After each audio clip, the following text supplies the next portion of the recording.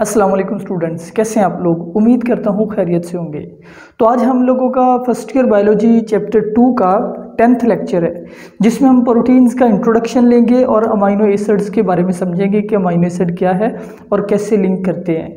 बहुत ही simple wording के अंदर और सिंपल वे में मैं आपको समझाऊंगा प्रोटीन्स के बारे में और इंशाल्लाह आपको पूरी समझ आ जाएगी। अच्छा स्टूडेंट्स, इससे पहले अगर आप लोगों ने मेरे पिछले लेक्चर्स यानी कि लिपिड्स और कार्बोहाइड्रेट जो दो अहम बायोमॉलिक्यूल है वो अगर नहीं सुने तो पहले वो सुन लीजिए, फिर आपको ये पूरी समझ आ जाएगी। अच्छा तो जी प्रोटीन्स जो हैं ये क्या होते हैं। प्रोटीन्स बायोमॉलिक्यूल्स एक्चुअली बायोमॉलिक्यूल्स बोले तो वो मॉलिक्यूल जो जानदारों के अंदर पाए जाते हैं उनको कहते हैं बायोमॉलिक्यूल्स। और प्रोटीन परसेंटेज के एतबार से 18% है आपके अंदर, ठीक है।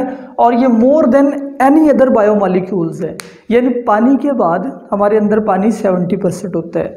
तो पानी के बाद जो दूसरा सबसे ज़्यादा पाया जाने वाला मॉलिक्यूल है वो प्रोटीन ही है। लिपिड और कार्बोहाइड्रेट इससे कम होते हैं, वो 4% और 3% होते हैं, तो उनसे ये बहुत ही ज़्यादा है।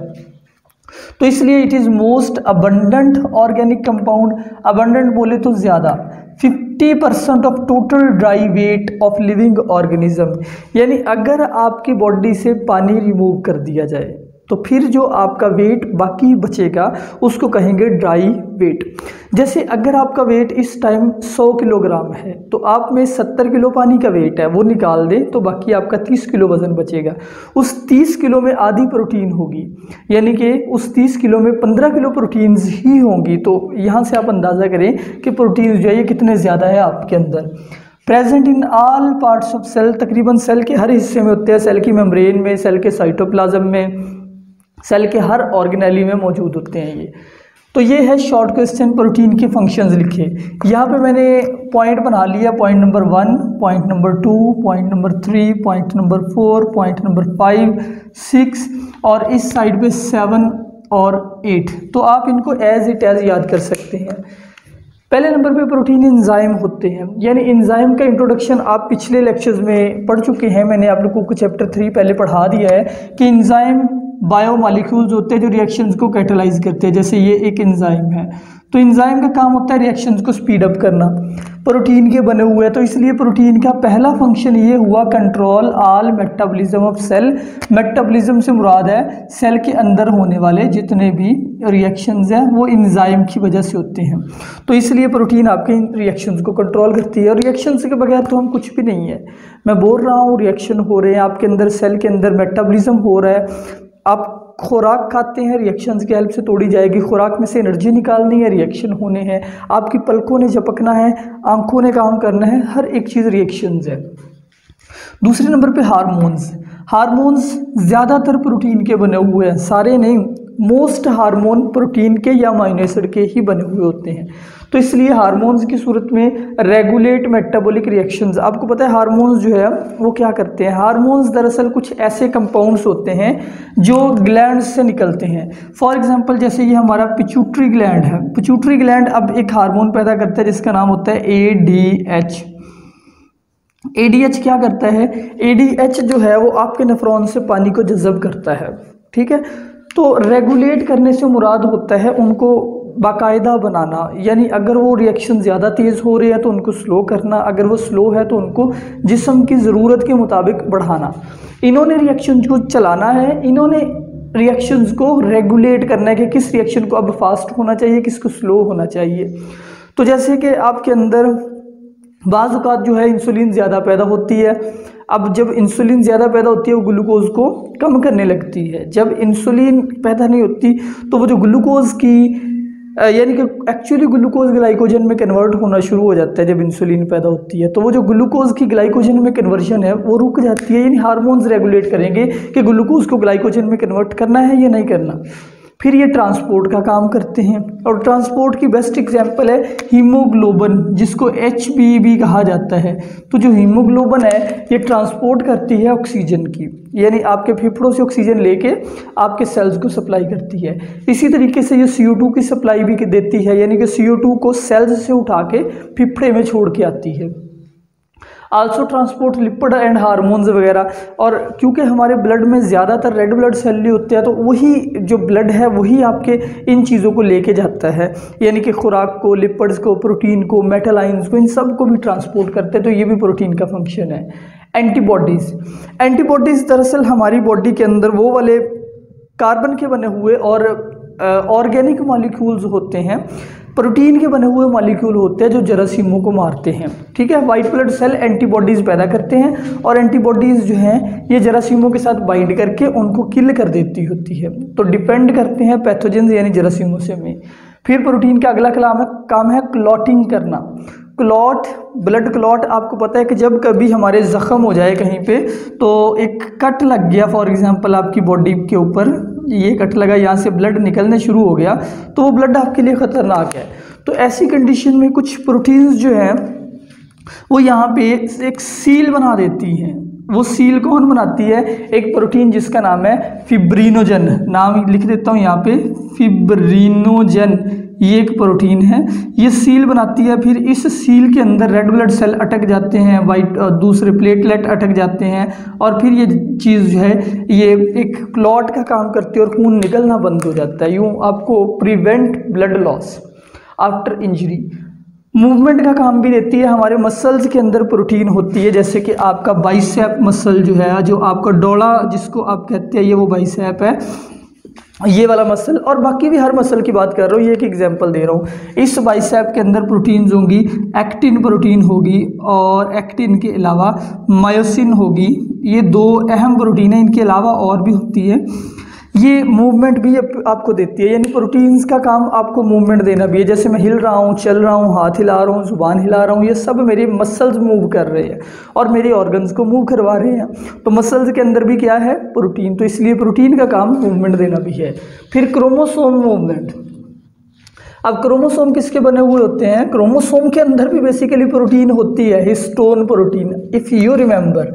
तो यहाँ पे मैं एक सेल बनाता हूँ। सेल डिवीजन के टाइम पे आपको पता है कि क्रोमोसोम को अलाइन किया जाता है यूँ सेल के इक्वेटर में, और फिर स्पिंडल फाइबर पैदा होते हैं ये, और ये स्पिंडल फाइबर इन क्रोमोसोम को एक दूसरे से सेपरेट करते हैं।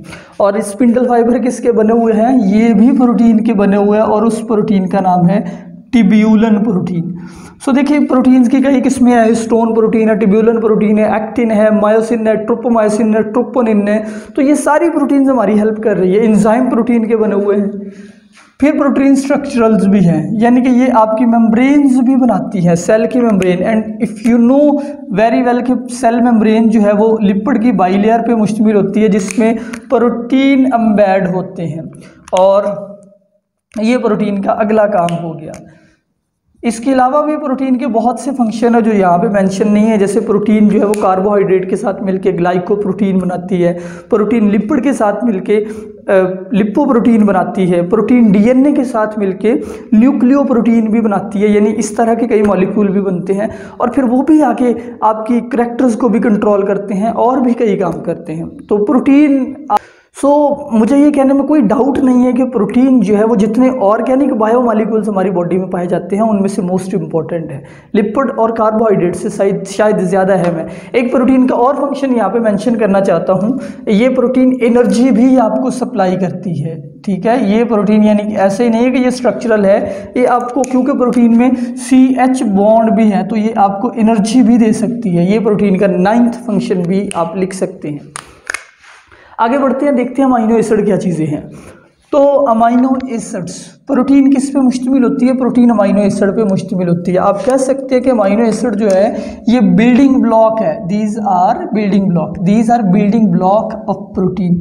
ईंटें, जिस तरह एक दीवार छोटी छोटी ईंटों से मिलके बनती है, तो ऐसे ही एक प्रोटीन का मॉलिक्यूल छोटे छोटे अमाइनो एसिड्स पर मुश्तमिल होता है। अच्छा, मेरा पिछला लेक्चर याद करें, आपको मैंने बताया था लिपिड आर हेट्रोजीनस, यानी लिपिड्स में डिफरेंट तरह के मॉलिक्यूल्स होते हैं, but protein are not heterogeneous, they are actually made up of amino acid. तो या आप कह सकते हैं protein is a polymer. Protein क्या है?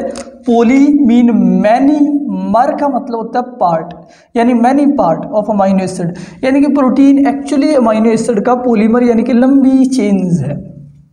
So now what is amino acids? पहले अमीनो एसिड के बारे में ये सुन ले कि अमीनो एसिड की टोटल 170 के करीब टाइप है। 170 सेल में इतनी तरह के अमीनो एसिड पाए जाते हैं, और इनमें से जो अमीनो एसिड आपस में लिंक करके प्रोटीन बनाते हैं उनकी तादाद जस्ट 25 है। तो 25 are used in protein synthesis, बाकी के प्रोटीन नहीं बनाते। तो most protein are made up of only 20 type, लेकिन जो ज़्यादातर प्रोटीन है, जैसे इंसानों में जितनी भी प्रोटीन है, जो भी प्रोटीन हमारी एक्चुअली फंक्शनल प्रोटीन है या स्ट्रक्चरल है, वो सिर्फ 20 अमीनो एसिड से बन जाती है। तो उन्हीं 20 को हम कॉमनली स्टडी करते होते हैं, जो आपने 10th क्लास में पढ़े थे। 10 essential amino acid, 10 non essential. Essential जो है वो लाजमी तौर पे हमें बाहर से लेने पड़ते हैं। नॉन असेंशियल हमारी बॉडी खुद भी रिएक्शंस करके मुख्तलिफ एटम्स को जोड़ के बना लेती है। ओके, तो स्टूडेंट्स ये एक अमीनो एसिड का जनरल फार्मूला है। अब नाम पे गौर करें, 2 लफ्ज़ है अमीनो एसिड। एसिड का मतलब है हर अमीनो एसिड में पहले तो एक सेंटर में कार्बन होता है, उस कार्बन को कहते हैं अल्फा कार्बन। ये क्या है? Alpha carbon. या अल्फा कार्बन के अलावा इसको कायरल कार्बन भी कहते हैं। कायरल कार्बन, कायरल का मतलब एक्चुअली होता है कोई ऐसा कार्बन जो चारों साइडों से 4 डिफरेंट ग्रुप्स से अटैच हो, तो वो कायरल कार्बन होता है। अच्छा बेटा, इस कायरल कार्बन या अल्फा कार्बन के साथ है 4 ग्रुप अटैच है चारों साइडों पे। एक साइड पे कौन सा ग्रुप है? एक साइड पे है कार्बोक्सिल ग्रुप।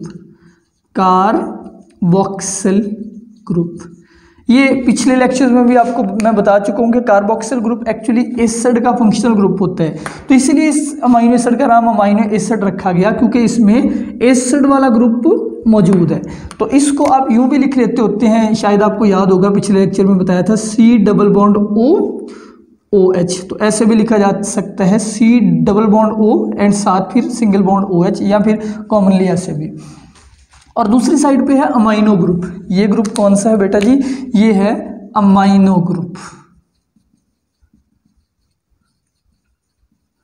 इसीलिए अमीनो एसिड का नाम रखा गया है अमीनो एसिड, यानी इनमें अमीनो ग्रुप होता है और इनमें एसिड ग्रुप होते हैं। तो आपको ये याद रह जाएगा, amino NH2 and COOH acid group.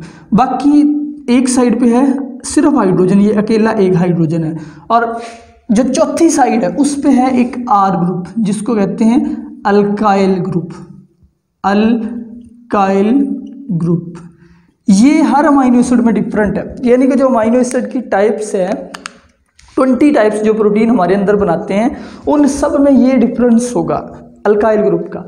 कहीं पे ये सिर्फ H होगा, कहीं पे CH3 होगा, कहीं पे C2H5 होगा, कहीं पे लंबी चेन होगी, कहीं पे रिंग होगा, कहीं पे सल्फर होगा। ये डिफरेंट तरह का R ग्रुप होगा। तो यानी कि you can say amino acid are classified on the basis of alkyl group and the remaining 3 groups are same in every amino acid. Okay, अब अमीनो एसिड आपस में लिंक करते हैं। 2 अमीनो एसिड, जैसे ये एक अमीनो एसिड है, ये दूसरा है, ये दोनों आपस में लिंक करेंगे। तो लिंक करके इनके दरमियान जो बॉन्ड बनेगा उसको कहेंगे पेप्टाइड बॉन्ड।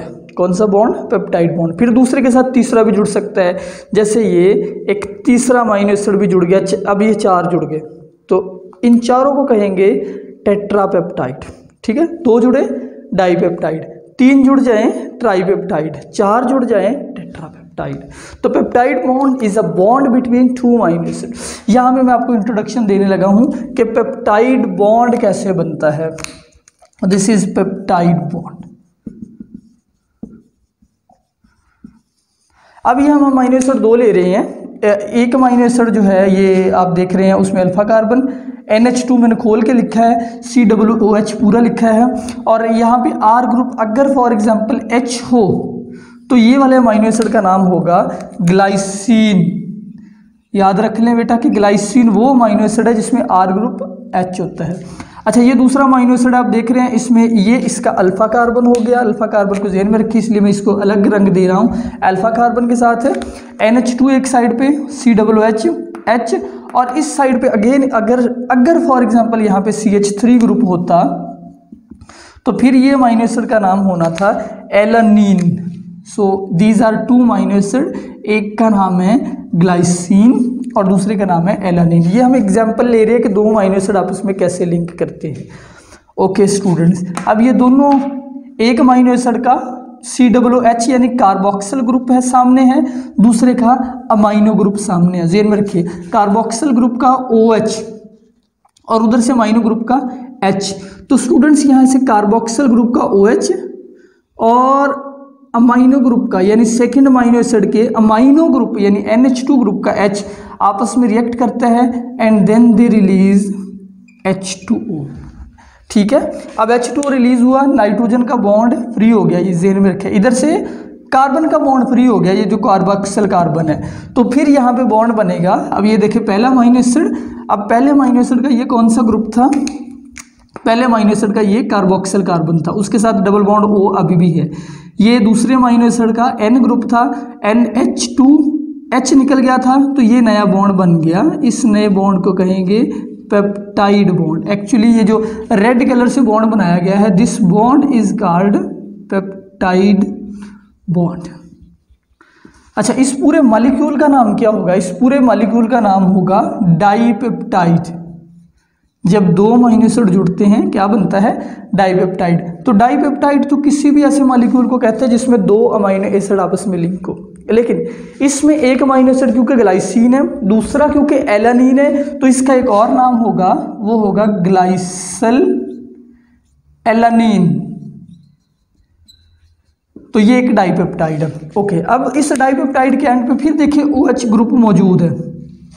तो अगर एक तीसरा अमीनो एसिड भी इधर से आए, उसके एंड पे NH2 यानी अमीनो ग्रुप होगा, वो भी रिएक्ट कर सकता है, तो ट्राइपेप्टाइड बनेंगे। यानी कि डाइपेप्टाइड फॉर एग्जांपल ये पहला अमीनो एसिड है और ये दूसरा अमीनो एसिड है और ये तीसरा अमीनो एसिड है और ये चौथा अमीनो एसिड है, सो ऑन, बहुत सारे जुड़ते जाएं। जब ये पहले दो आपस में वाटर को एलिमिनेट करके बॉन्ड बनाएंगे, ये मॉलिक्यूल डाइपेप्टाइड है। 3 जुड़ गए, ये ट्राइपेप्टाइड है। 4 जुड़ गए, टेट्रापेप्टाइड है। और ऐसे ज़्यादा जुड़ जाएं तो पॉलीपेप्टाइड बनती है। ठीक है, पॉलीपेप्टाइड प्रोटीन का ही दूसरा नाम है, या कह लें अमीनो एसिड की चेन का ही दूसरा नाम है, जिसमें बहुत सारे अमीनो एसिड आपस में जुड़े हुए होते हैं। फिर ये पॉलीपेप्टाइड जो है, यानी कि ये जो अमीनो एसिड की चेन है, ये मुख्तलिफ तरीके से ऑर्गेनाइज होती है और मुख्तलिफ स्ट्रक्चर्स बनाती है। तो स्टूडेंट्स, आज का लेक्चर यहीं तक था। अगर इसमें आपके जहन में कोई सवाल आया है, वो आप मुझसे ज़रूर करें। अपना ख्याल रखिए। अल्लाह हाफिज़।